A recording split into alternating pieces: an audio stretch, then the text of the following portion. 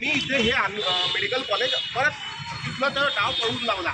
यातूनही कुठेतरी या महोदयाचे मन दुखावले गेले की त्याचा इगो दुखावला गेला तर माहीत नाही. मात्र त्या इगोमुळं आता हिंगणघाट शहरावरती अन्याय केलेला आहे. हिंगणघाट शहराचं मेडिकल कॉलेज जाम इथं पळून गेलेलं आहे. जाम इथं पळून गेलं याच्यासाठी म्हणतो समुद्रपूर तालुक्यात हिंगणघाट तालुक्यात मंजूर झालेलं, हिंगणघाट शहरात मोजात मंजूर झालेलं कॉलेज जाण्याचा प्रश्नच कुठून उद्भवतो. ज्या दिवशी हे सर्वे करायला टीम आली त्या दिवशी हिंगणघाट तालुक्यातला सर्वे करताना समुद्रपूर तालुक्यात सर्वे करायला देण्याची कोणती आवश्यकता होती. आणि हे सर्व करून आणलेलं आहे. इथले आमदार, स्थानिक आमदार समीर भाऊ पुनावार, इथले इतरही नेते जसे अतुल वांदिले असो की कोणी नेते होते त्या दिवशी उपस्थित होते. या लोकांनी त्या दिवशी इथं हिंगणघाट तालुक्यातला कॉलेजचा प्रश्न समुद्रपुरात यांना चौकशीसाठी जाऊ कसं दिलं हा महत्त्वाचा प्रश्न होता.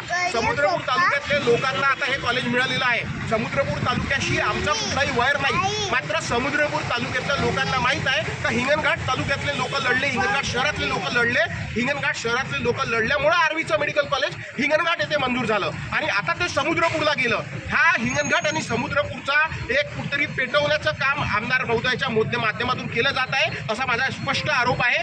समुद्रपूर तालुक्यामध्ये जर ते आपलं मेडिकल कॉलेज केलं आहे तर हे मेडिकल कॉलेज तिथल्या लोक आता जल्लोष करतायत. सगळं बरोबर आहे. मात्र त्या लोकांना माहीत आहे की हे हिंगणघाटच्या शहरातले लोक लढले, हिंगणघाट तालुक्यातले लोक लढले म्हणून हे कॉलेज आलं. त्याच्यामुळं समुद्रपूर तालुक्याला आमचा कुठलाही विरोध नाही. मात्र हिंगणघाट शहरातलं कॉलेज हिंगणघाट शहरातच व्हायला पाहिजे. ही लढाई इथं संपलेली नाही. आम्ही रस्त्यावर उतरणार आहोत. वाड्यात जाऊन घरापर्यंत जाऊन महिलांसोबत, पुरुषांसोबत, गावातल्या नागरिकांना आपलं कॉलेज वापस आणण्यासाठी आपलं हे युद्ध आहे सांगणार आहोत. आणि आम्ही न्यायालयीन लढाई लढणार आहोत. याच्यासाठी जो न्यायालयासाठी जो पैसा लागणार आहे आम्ही गावात वाड्यात जाऊन एक रुपया चादर टाकून भीक मागून लोकांजून पैसा जमा करून आता ही पुढची लढाई लढणार आहोत. हिंगणघाट शहरातच मेडिकल कॉलेज आणल्याशिवाय आम्ही गप्प बसणार नाही.